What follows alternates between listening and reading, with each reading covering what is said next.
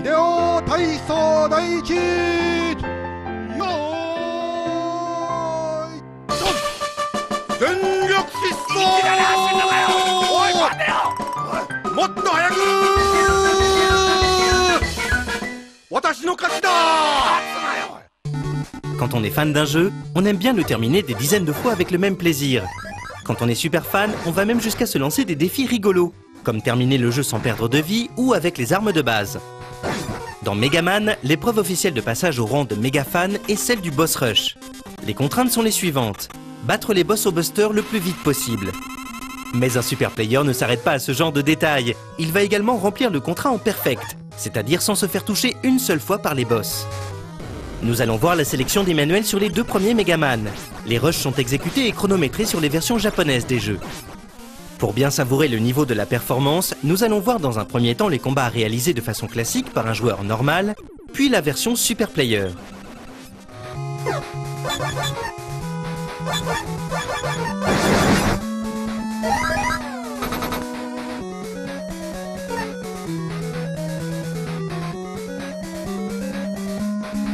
L'arme ultime pour défaire les boss de Megaman est de connaître leurs patterns sur le bout des doigts, c'est-à-dire l'enchaînement et la nature de leurs attaques, ainsi que leurs mouvements.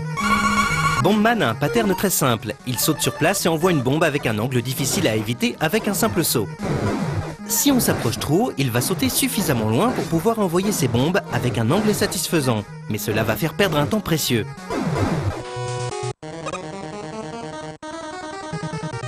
Pour aller le plus vite possible, Emmanuel évite la bombe en s'éloignant très légèrement et saute sur place pour ne pas subir le souffle de l'explosion. Il économise ainsi ses mouvements et ceux de Bombman.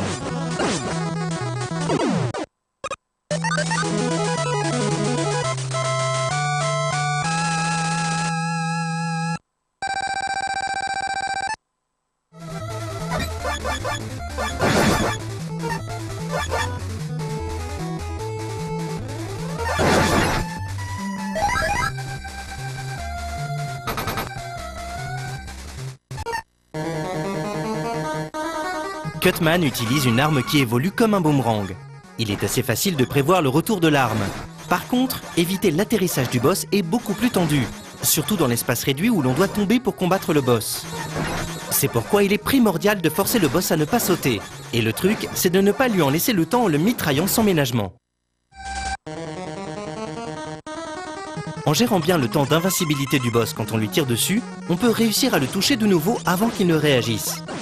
Mais comme Emmanuel veut à tout prix battre le boss en perfect, il va devoir faire coller le timing de ses tirs avec celui des boomerangs de Cutman.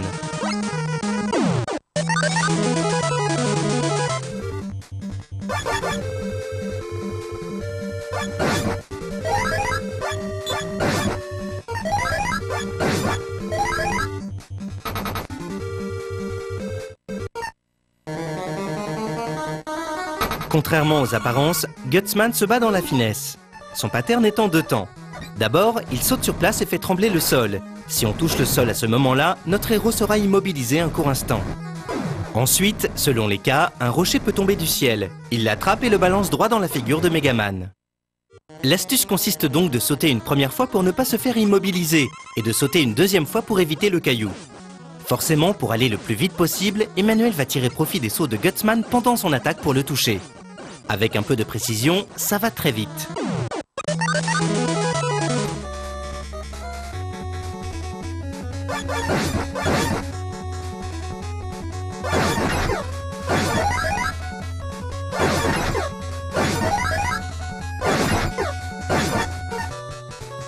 Nous voici arrivés aux boss qui font peur. Dans le genre redoutable, Fireman se pose là.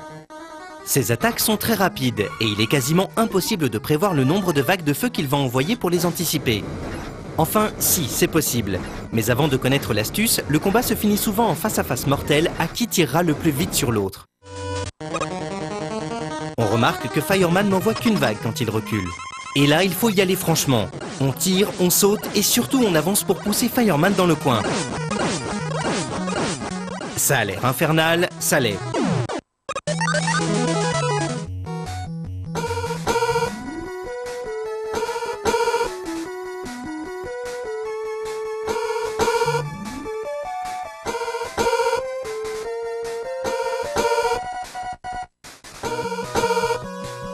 Elecman termine la sélection d'Emmanuel sur le premier épisode de la série.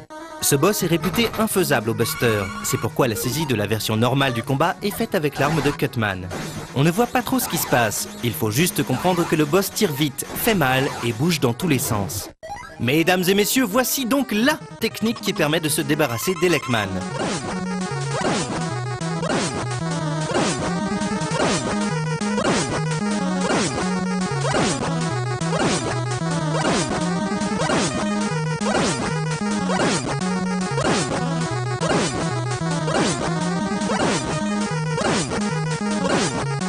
Bon, ok, on ne comprend pas plus ce que fait le boss, mais on note qu'Emmanuel se débarrasse d'une grande partie de la difficulté au prix d'un timing diabolique.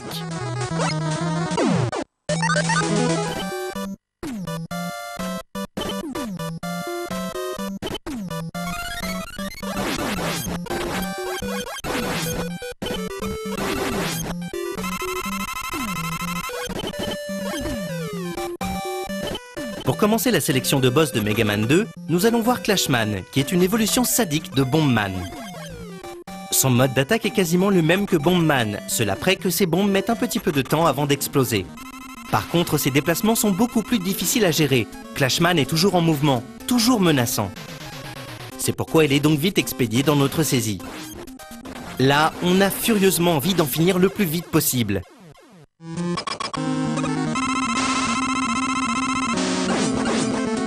Emmanuel va profiter du moindre temps de vulnérabilité du boss et aller jusqu'à l'atteindre en plein saut, ce qui demande une fois de plus beaucoup de précision.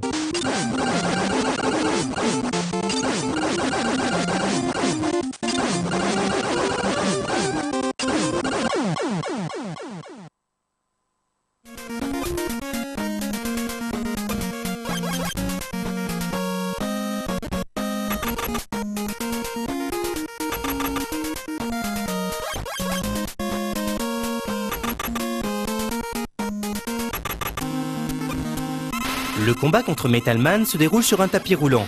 Il commence par vous pousser contre un bord de l'écran et change de direction au bout de quelques secondes. Le pattern du boss varie selon la position du joueur. Tant qu'on n'entre pas dans la moitié de l'écran où il se trouve, le boss va se contenter de sauter et de tirer ses projectiles. Sinon, il va sauter dans l'autre moitié et reprendre l'attaque. Pour éviter de perdre du temps avec le saut du boss, il faut prendre le risque de le laisser tirer tout le temps. L'autre difficulté de ce combat réside dans le tapis. Il faut le toucher le moins possible pour éviter d'être affecté par le mouvement de va-et-vient. Pour cela, il faut réussir à rythmer les sauts par rapport aux tirs de Metal Man en jouant sur leur durée.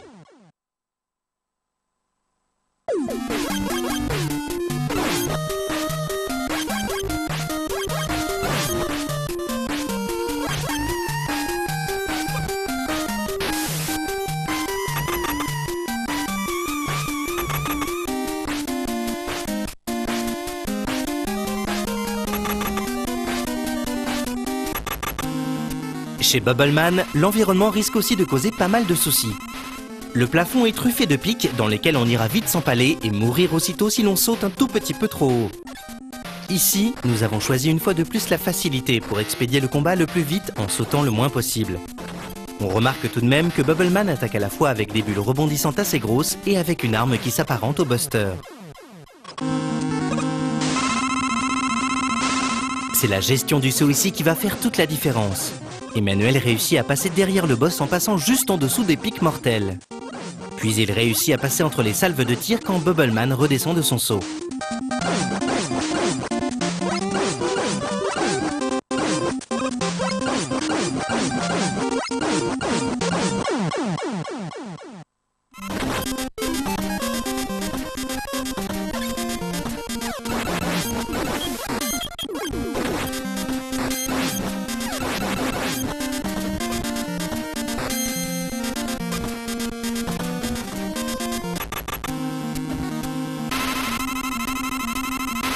On fait un pas de plus dans la difficulté avec Quickman. Quickman est rapide, Quickman est fort, Quickman envoie des boomerangs téléguidés par l'eau de 3, mais le pire, c'est que Quickman est imprévisible. Il va tantôt sauter loin, ou pas, ou bien courir bêtement contre un mur. On sent bien le désarroi du joueur dans cette saisie qui ne sait pas comment s'y prendre face à cet adversaire redoutable. Là, il faut bien avouer qu'au-delà de la mémorisation et de l'étude consciencieuse des patterns, c'est surtout le talent qui va faire la différence face à Quickman. Le talent et aussi un soupçon d'agressivité.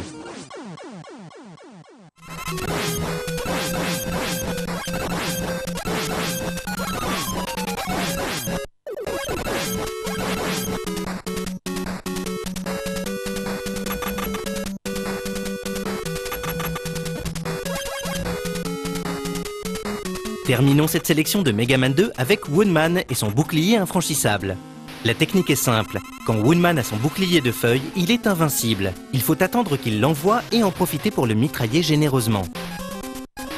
Le saut par-dessus le bouclier est assez juste. D'ailleurs, il n'est pas réussi une seule fois sur nos saisies. Cela semble être la technique entendue par tous les joueurs normaux de Megaman. Nous allons voir que quand on cherche par tous les moyens d'aller plus vite, on trouve des techniques étonnantes.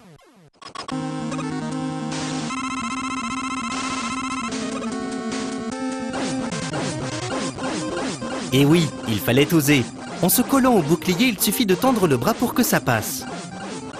Voilà, c'est tout bête, mais le nombre d'heures passées à trouver le bon timing pour éviter le bouclier quand il part, pour passer entre les feuilles qui tombent et sauter par-dessus Woodman, pourrait décourager les plus motivés. Emmanuel s'est spécialisé sur les 2 premiers volets de Megaman car l'investissement en temps pour réaliser de tels exploits est considérable. Mais on peut se prêter à l'exercice sur toutes les autres versions de Megaman. Ce qui laisse présager beaucoup d'heures de jeu intenses en perspective pour devenir un méga fan.